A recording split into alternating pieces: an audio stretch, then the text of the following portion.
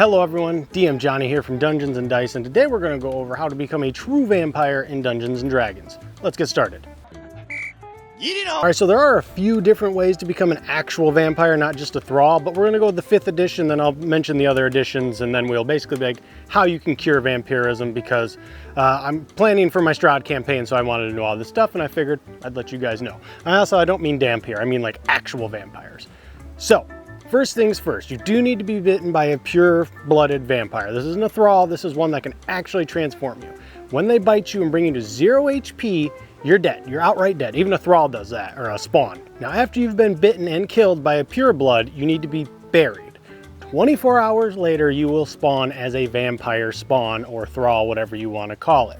You are under the control of the pure vampire that bit you, but as long as they're not directly commanding you, I guess you still technically have free will, quote unquote. I actually had this happen in Waterdeep. One of my players was from a family of vampire hunters, and the vampire was in Waterdeep because there was a gang war going on, and that's tons of food, right? There's so much murder already going on. There's not suspicious when someone else ends up dead and the vampire just bites them. But basically that vampire was like, hey, you're hunting me, I'm gonna hunt you. So my rogue in Waterdeep was also a bad dude, and he was going out to kill someone because he needed to quench his own thirst, but he ran into the vampire, which charmed him and was like, hey, I know you're traveling with guys, could you bring one of your friends over here? I would like to meet them too. And he rolled a d4 because there was 5 of us, and he picked just a random player, and he pulled the player back to the vampire. That guy did not get charmed by my vampire, and the fight broke out. My player actually killed the player, but I was like, well, whatever, he's gonna bite your neck and basically turn you into a vampire thrall. And that's what happened. He bit him, he got infected with the vampire curse, whatever you want to call it, and Pawnee was his name. He got buried. 24 hours later, he spawned as a vampire spawn or thrall under the control of Reynard, the vampire that was hunting them in Waterdeep. I didn't let him play Pawnee anymore because the thrall part, the thrall or spawn part, you have control to an extent, but ultimately your true blood, the one that turned you, is in control. And if you've been playing Baldur's Gate 3, you know that this is Asterian's predicament. He doesn't want to be a thrall anymore. He wants to become pureblood. So how do you jump from spawn, because you do need to be a spawn, into full-blooded vampire? Well, it's tricky because the way it's worded is you need permission from the vampire that turned you to drink their blood. And when you do that, your blood, like the thrall blood, is dissolved and become a full-fledged vampire. The way it's worded says you need permission. So that's a little bit tricky. I would actually, it depends on what type of game you're running. You could make it so like they just bite them and get the blood and they're pure blood, whatever. But if you want to do it more of the way that it's worded, like you need permission, like thralls, slaves is the wrong word probably, but pretty damn close. So to get permission, you're probably gonna have to do a lot of different things. And if you want to do a whole quest line on that, you can, but that's ultimately how it happens in 5th edition. You get the blood of your true blood vampire, Strahd, for instance, and you can then turn into a full-fledged vampire. You're no longer a thrall, and you are no longer under the control of that vampire, which is why it should be difficult to do, because why would you give up your thralls? You wouldn't. And I should mention, by the way, that just killing your master, so if you're a thrall and you kill the master, you become like, you're your own vampire, but you're not a true blood. You're still a thrall. You're still a weak vampire. So killing it outright just doesn't do anything except free you from the bonds.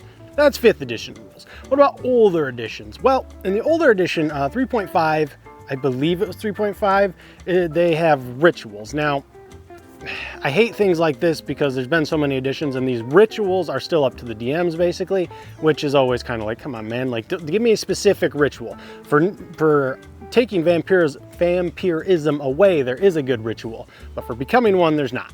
But if you want to go the ritual method, there are a few things that you can do. I would suggest like a sort of, almost like a hag's coven of vampires, like true vampires, like 3, or Witcher 3 style even, Blood and Wine, where there's like this high council of like one super strong vampire that like has, you know, the whole, whatever, Waterdeep or Neverwinter, you know, like that's their domain, and any vampire issues, like they go to that guy. Have some super strong ancient vampires that know some lost magic that, you know, they live forever basically, that they can use, and then like make the ritual super hard. I would do a ritual that like requires like, hey, you need a pair of hag's eyes, a still living dragon egg, or like a bunch of dragon blood, like a storm giant heart, or like you need to sacrifice your most precious friend, something like that. Something super brutal as like these 3 vampires like surround this blood circle and you're in the center of it. And it's like, you really want to become a true vampire, dude? All right, here's how it's gonna happen. A lot of crap's going on. And then like, even then I would make them roll, like your body might not be ready for this. The jump from thrall to true vampire, that makes sense because it's like staged thing. It's like evolution. From pure human, humanoid, whatever, to true vampire, that's a big jump. So I would make some checks and like maybe your body can't handle it. Maybe it's ultimately for naught and your body just explodes. Or even worse, the vampires were trolling you the whole time and you just become a thrall anyways. I like having the option of the ritual, just you need to make it difficult or else they're just gonna be like, well, I want to be a true vampire. And of course, becoming a vampire, sunlight, you're gonna burn, you cannot walk into doors, running water takes you out, a stake to the heart paralyzes you. You get all those weaknesses along with the strengths of like regeneration and all that stuff. So those are a couple of methods that you can use to actually become a true vampire in D&D. There's a bird over my bird feeder. What about if you're like infected and you want to not be a vampire anymore? All right, there's a few options for this. I actually really like the older edition for this one, but we'll go with the real super basic one. 5th edition, obviously you can use Wish. Wish gets you out of a lot of stuff. I wouldn't do Greater Restoration or Remove Curse. I think that's not a good method. But in 3rd edition, I think it's 3rd edition anyways, there's a Van Richten's Guide to Vampires. And what it talks about is these astronomical events that occur. And when this happens, a vampire steps out into the sunlight, and during this very specific moment, the vampirism inside of you is burned away. It still hurts like hell, but you survive. Like I said, astrological events, they do talk about like a blood moon. I probably wouldn't use that one. The one I like is the eclipse. So when the moon and the sun meet, you can then step out, and these are very quick things, that don't happen often. Step out and the vampirism is burned out of your body literally by the sun, but you get to stay alive. I'd probably add like some exhaustion, maybe even roll like con saves to see if you like lose some body parts or something, because that could totally happen. Now, if you've made them go on a big old quest for all this and everything, like, hey, the eclipse will happen because you did something. All right, maybe you just let it naturally happen, but curing vampirism and becoming a true vampire shouldn't just be something you can do like that. There needs to be consequences, there needs to be roles, there needs to be things involved with this that if it messes up, your character's jacked. Like, that's just how it happens. These are high level things that your character shouldn't just get away with. Alternatively, for the astronomical events, like, you know, stars can align, planets can align, things like that.